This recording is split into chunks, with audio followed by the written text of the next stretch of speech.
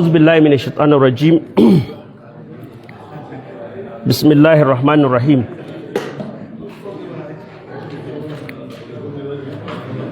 Mr. Chairman,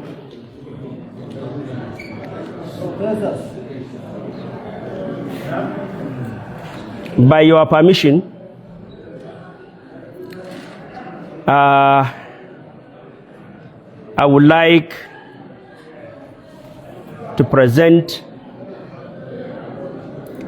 my paper, which, as the chairman of the occasion mentioned, that it is titled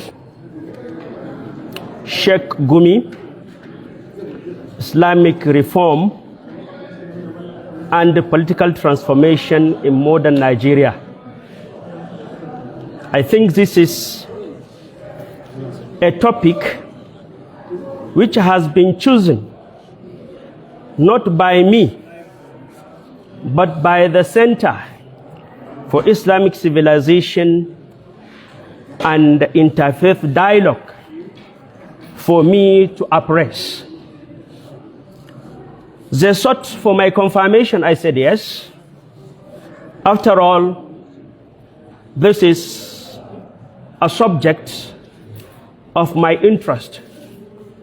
As early as 1987, when I was in final year in History Department, Usman Danfodio University, after we had series of discussions, we realized that history means great men. You have a lot to say. Don't take anything. Take great men, analyze them, see their pains, see their successes, see their navigating the turbulences. History is okay. Fortunately, this subject was approved to me by the Department of History, and I conducted it as my project for history graduation in 1988. Most of the information, I collected them myself, verbatim, from Malam. After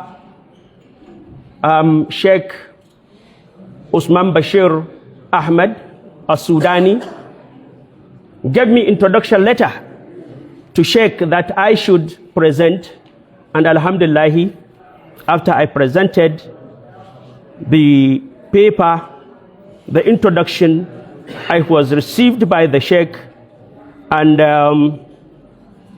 I was given all the necessary information required at the time, at my level. As we have seen since morning, that this subject of discussion is not only topical but timely. As the theme of the conference reads, Reshaping Islamic Scholarship and the Socio-Political Discourse in Contemporary Nigeria. Islamic scholarship, Islamic scholars. I'm happy that I think here, the Department of History last October had a conference on ulama in Nigeria. This is to say that we have a lot. We have a lot to cover. We have a lot to recover. And we have a lot to give from our scholars. The subject, that is the topic of my discussion, Sheikh Gumi, Islamic Reform and Political Transformation. So I think the demand of this paper is to first treat or identify Abubakar Gumi as a person.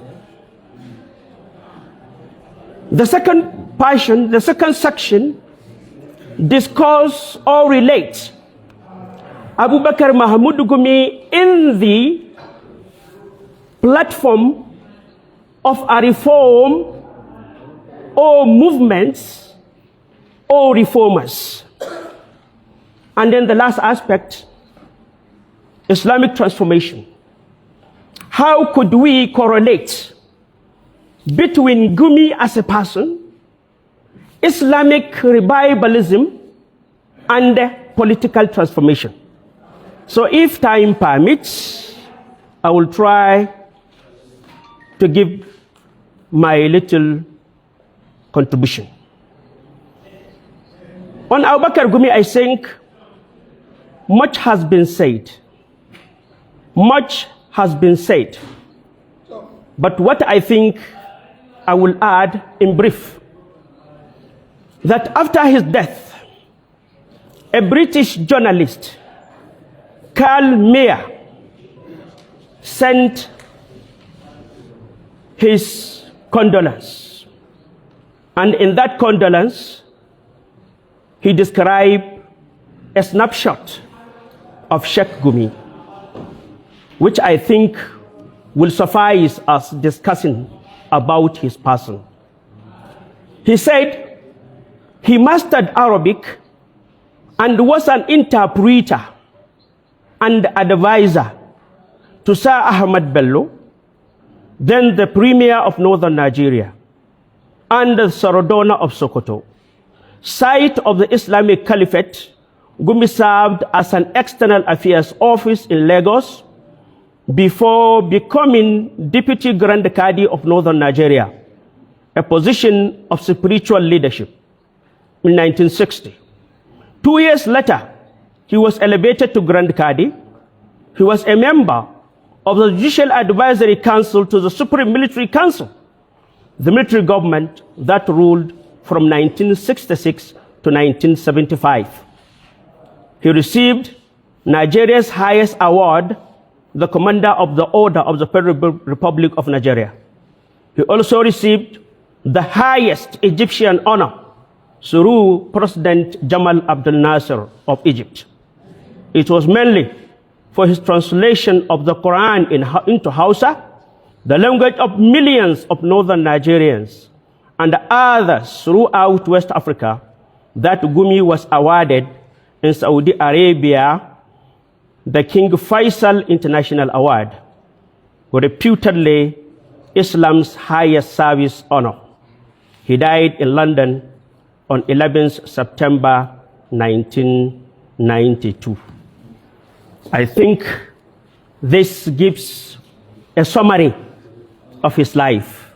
So we can now proceed to see Gumi in the light of reform. So here, I tried, within my limited knowledge, to situate reform and reformation, which Gumi, by Allah's gift, was able to pioneer in this part of the world. At the same time, some revivalist movements are taking place in almost all parts of the Muslim world. So what had happened during Gumi as a person? It was not an isolation. It was a phenomenon that was emanating, that was arising in the entire Muslim world, throughout the Indian subcontinent and the Southeast Asia and other parts of Africa. So here, I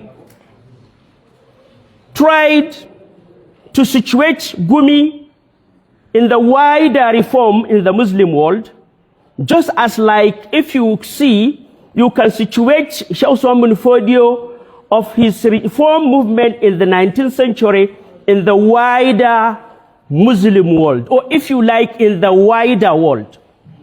At the time when Sheikh Fodio was started his reform, that was the time American Revolution was taking place. 1774, 1776, that was the time. In 1789, when French Revolution was taking over the entire Europe, because it started in France, then it is separate to other parts of Europe in 1789. So that was the time when Sheikh Fodio started going out to Zamfara, to Kebbi for proselytization. That was, he was becoming now a more popular and intercontinental mujaddid rather than a local figure. So what we wanted to see here, the same thing happened in the 20th century. In the 20th century Muslim world, If one observes, we will see the rise of Muhammad Iqbal in 1877 to 1938. Budai Zaman Said Nursi, 1876 to 1960. Abul Ala Maududi, 1903 to 1970. Malik Ban Nabis, 1905 to 1973. Hassan al-Banna, 1906 to 1949. Sayyid Qutb, 1906 to 1966. Muhammad Nasir Tahir ibn Ashur, 1879 to 1973. Abubakar Mahmud Gumi, 1924 to 1992. Hassan al-Turabi, 1932 to 1916. Rashid al-Ghanouchi from 1941 and is now languishing in Tunisian prisons. So if you put this together, now you can contextualize and see that Gumi was not operating alone. He was operating as a normal Islamic network. And why this period? I have a challenge for the youth after this paper, because Gumi started challenging the system while he was only 16 years. He started making his confrontation with the system in 1940. 40 minus 24. You have 16. 16, not 18. At the age of 16.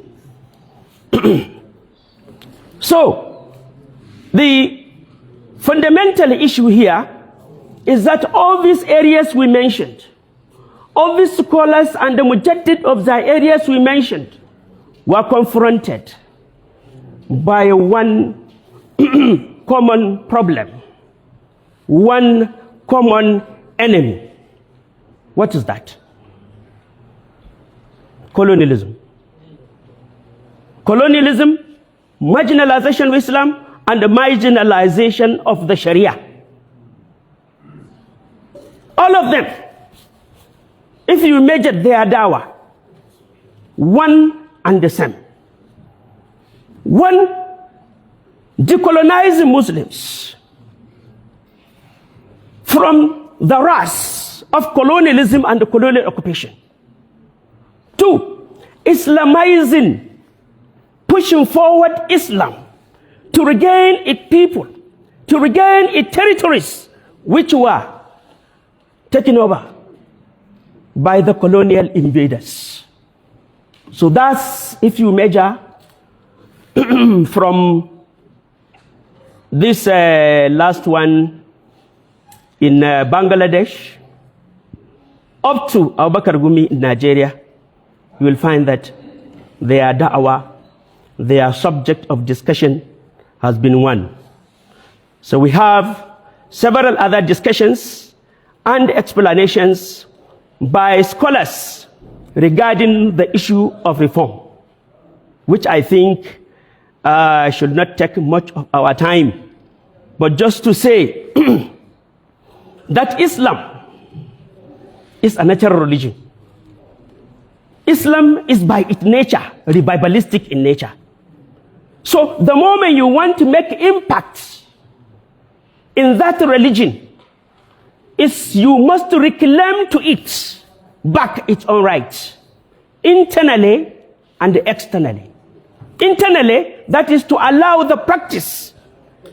I'm Murani. Yeah, thank you.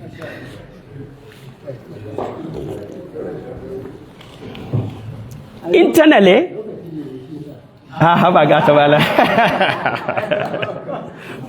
so internally, so it naturally, as a natural religion, so as it is being practiced over time and a decade, then some other things must come into it that are alien to it.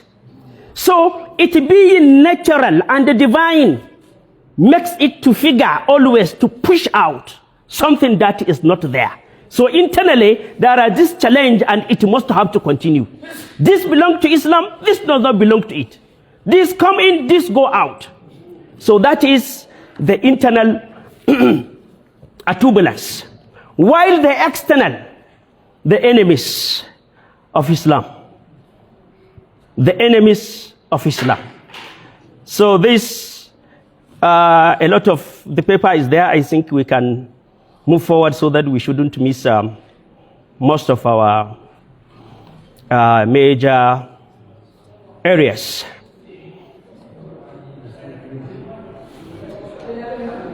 Al-Magili made mention, conclusion.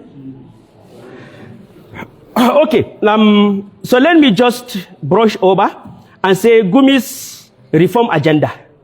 So what are his reform agenda? I divided that into two. One, decolonization. That is Islamization, Islamizing the system. That was why you observe his first encounter while he was 16 in 1920 was why Sultan pressed gwamnatin Ingila.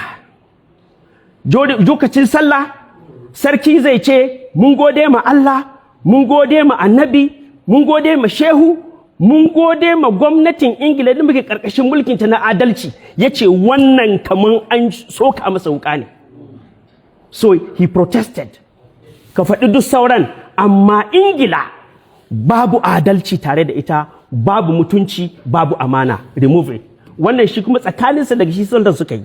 So that's at the age of 16 in 1940. So he also raised that is haram, is illegal for Muslims after what Christianity and the Europeans did to them to accept knightship, to be KBE, Knight of British Empire, to be companion of the saint of Michael and George. These are completely un-Islamic. So that's about it. And second agenda is back to Sunnah. That is taking care of the internal. And the last one is women education and the right. So political transformation and methodology, Shima. Wassalamu alaikum wa rahmatullahi wa barakatuh.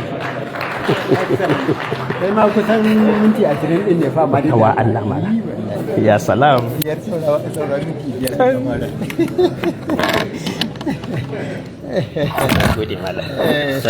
Thank you. So the presentations are so beautiful and enlightening that you hardly really stop the presenter. And